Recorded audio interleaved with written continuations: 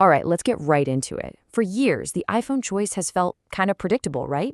You get the standard model or you shell out more cash for those pro features. But what if that line is finally starting to disappear?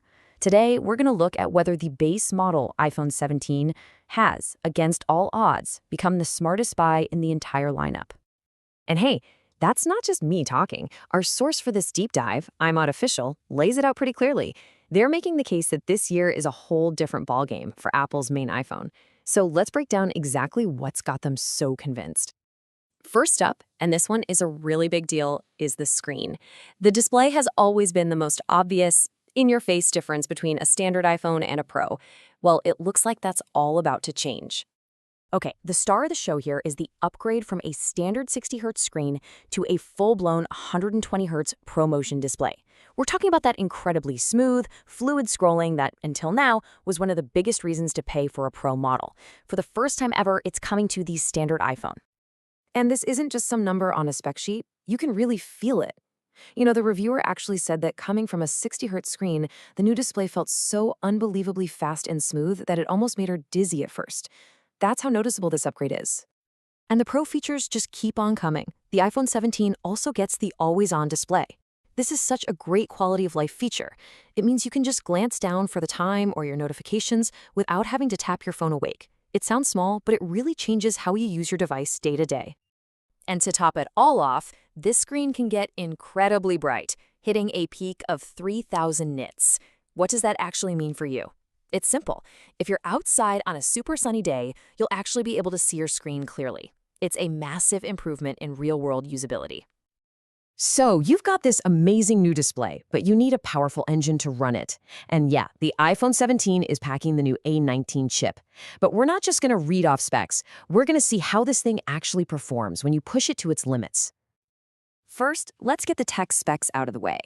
We're looking at the brand new A19 processor, a bump up to 8 gigs of RAM, a 6-core CPU, and a 5-core GPU. All solid upgrades for sure. But the real question is, how does that translate to real-world gaming? Okay, so the team put it through its paces with a couple of really demanding games for about 15 minutes each. Playing Wuthering Waves, the battery dropped about 8% and the phone heated up to 39 degrees Celsius. For Genshin Impact, it did a little better, only a 4% battery drop, and it stayed a bit cooler. So, what's the bottom line here? The A19 chip is absolutely a beast and can handle pretty much any game you throw at it. It's powerful, it's efficient, but there is one catch. The standard model still doesn't have that fancy vapor chamber cooling system you find in the Pro models, which might matter if you're planning on super long, intense gaming sessions. All right, let's shift gears from pure power over to creativity. The camera system on the iPhone 17 is getting some seriously cool upgrades, especially on the software side, giving creators some awesome new tools to play with. The biggest headline here is a new feature called Duo Capture. And it's exactly what it sounds like. It lets you record video from the front and back cameras at the same time. If you make vlogs, reaction videos, or anything like that, this is an absolute game changer. And it works just like you'd hope. You just start recording, and boom, a little picture-in-picture window pops up with the feed from your selfie camera. You can even drag that little window around wherever you want. Best of all, it records both views into one easy-to-use video file. No more messing with two cameras or complex editing. It's not all software tricks, though. The front camera itself gets a pretty hefty hardware upgrade. We're jumping from 12 megapixels on the iPhone 16 all the way up to 18 megapixels on the iPhone 17. That's a pretty big leap, and it means your selfies and video calls are going to be a lot sharper and more detailed. And they've added another clever feature to the front camera: center stage. So imagine you're trying to squeeze a bunch of friends into a group selfie. This feature automatically pans and zooms to make sure everyone stays in the shot, perfectly framed. You don't even have to turn the phone sideways anymore. Pretty smart. So, we've covered the amazing new display, the powerful performance, and the creative new camera features.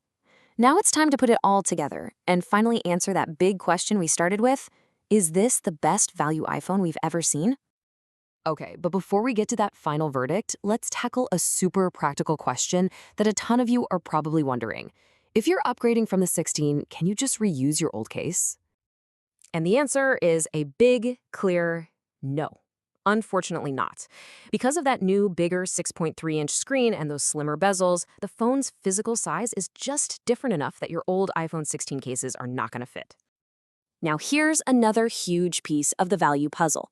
The base model iPhone 17 now starts with 256 gigabytes of storage. That is double what the base iPhone 16 gave you.